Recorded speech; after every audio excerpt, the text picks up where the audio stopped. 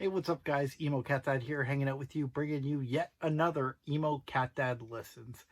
If you're new here, what I vowed to do is check out a new band or artist every day of 2024. It's the first day of February, so we're doing good thus far. So by check out a new artist every day, what I do is I check out 4 songs from that band or artist, and I give you my thoughts on the songs individually, give you my thoughts on the artist overall, and then jump into ranking the songs before I say goodbye for the day. So as you can see right there, today I'm checking out the artist Lil Lotus. So what do I know about Lil Lotus? Not a whole lot. I've seen interviews with him. I know he's in a scene music band where he sings.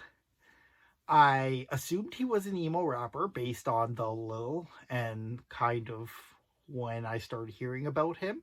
I had heard the song with Lil Aaron, or at least snippets of it, so I chose not to listen to that one. It was kind of like a poppier song, but he still had that kind of emo rap flow, so that's what I expected going in. But without any further ado, let's talk about the 4 songs I listened to. So the first song I listened to is called Sleep Paralysis. On Spotify, he has what's classified as an album, but it's basically like 40 songs, and it's marked 2016 to 18. So I'm assuming there's just a collection of tracks he probably put up on Bandcamp or SoundCloud, something to that effect.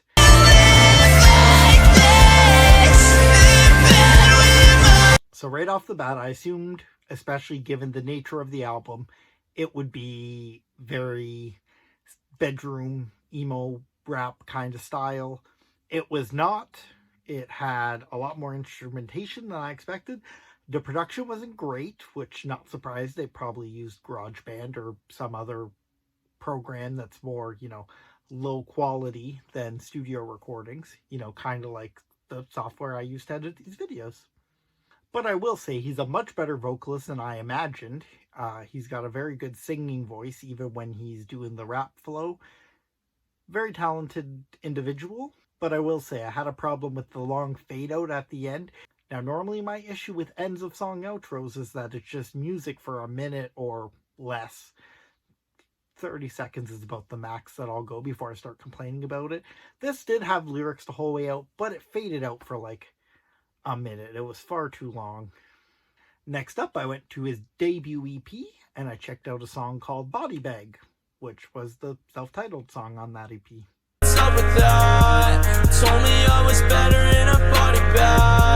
So this one had a feature, a artist known as Cold Heart. The feature was fine, nothing special really, just another emo rap kind of style. And that's really what this was. This was a straight up emo rap song, and from the songs I've heard in emo rap, they're usually much shorter. This one dragged on much longer than it needed to, in my opinion. Not too much positive to say about this track other than Lotus's vocals are still good, although it did sound worse on this track than the other one, probably just because the vocal delivery. So I'm kind of glad that he switched styles eventually anyways. And can we talk about those weird, like, Biz Markie style vocals at the end? I know Biz Markie's shtick was that it was annoying and bad, but I didn't need them at the end of this song. Just to be clear, I don't think it was actually Biz Markie, it was someone doing an impersonation. Alright, now we finally get to the second album on Spotify, but I'm sure most people consider it his debut album, Error Boy. And I checked out Romantic Disaster because, like I said, I heard enough snippets of the Lil Aaron song, which was the most popular. This was the second most popular.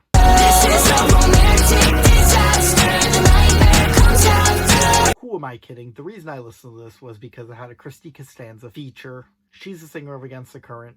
I really dig Against the Current, so I want to check this out. And man, when that chorus hit, I went through the roof. It was so catchy. My only concern the first time I heard the chorus anyways was that Chrissy's talents were going to be wasted on a chorus only, and it still had Lotus in the background.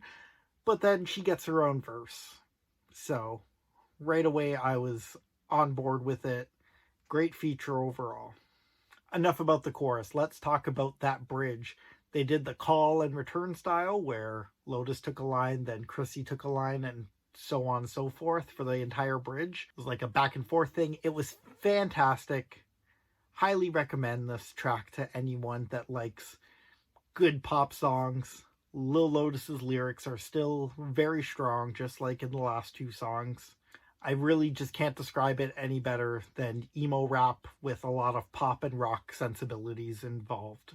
All right, so at the end of 2023, Lil Lotus released his follow-up album, Nosebleeder, and I checked out the so far most popular song, maybe it'll change, it's still relatively new, which was once again a feature with Mod Sun, and it was called Blame Me for Everything. Happy hazy haze, got a bullet in it. One day I'll forget. So the call and return kind of style has returned on this time with Mod Sun switching off lines with Lil Lotus, but it's for a lot of the song, and especially coming off Romantic Disaster, I wanted more, so Lil Lotus just like put it right in my veins. And when that chorus hit, if I went through the roof on the last one, I went into the clouds on this one. I would not have guessed under any circumstance he could have done a better chorus, let alone on the very next song I listened to. So that's my review of Lil Lotus. In case it's not clear, this was so good. I obviously had issues with one song, but the majority of the songs were good to incredible. I can't wait to check out everything Lil Lotus does from this time forward. Hopefully he sticks in the lane he's in and doesn't go back to the straight up emo rap, because I'm really digging this style. Alright, before we go, as promised, we need to rank these songs. So starting at number 1, we'll do the Blame Me for Everything Mod Sun feature. This should not be a surprise. I raved at how good Romantic Disaster was, just for Blame Me for Everything to level up everything. At number 2, of course, is Romantic Disaster. I'm shocked that after listening to the song, it was not number 1. Just goes to show you how talented he's been these last couple years, that he can have this kind of effect on 2 straight songs. Incredible. Number 3, I'm going to go Sleep Paralysis. I liked all the elements of this song. I think it would help a lot with just a clean remaster. Again, I was expecting emo rap. There was lots of instrumentation. His lyrics were still very strong, and his vocals were good. Just piecing all those things together wasn't the greatest. And finally, at 4 is Body Bag. Straight up emo rap. Unfortunately, I guess this isn't my style, because I really wanted a lot more from this track, especially after hearing Sleep Paralysis and honestly being surprised by it. And then following it up with those 2 incredible songs, it just looks really bad by comparison, even if it's probably not that bad if compared to other things in the same genre. Right, guys, that's it. Thank you so much for checking out this edition of Emo Cat Dad Listen. Make sure you go back through the back catalog and check out all the January videos I did if you just stumbled across this one. Like I said, I'm doing this every day of 2024, so I need your help. Give me some band or artist suggestions in the comments. Maybe you know a emo rapper that does a lot of pop and rock into his songs that I'm going to dig just like Lil Lotus here. Let me know. I need lots of new artists, bands, songs to check out. If you're new here, thank you so much for watching till the very end. I appreciate it, but I need one more thing from you. And that's for you to cut my wrists and hit subscribe. Emo Cat Dad out. Until next time, I want to hear you sad.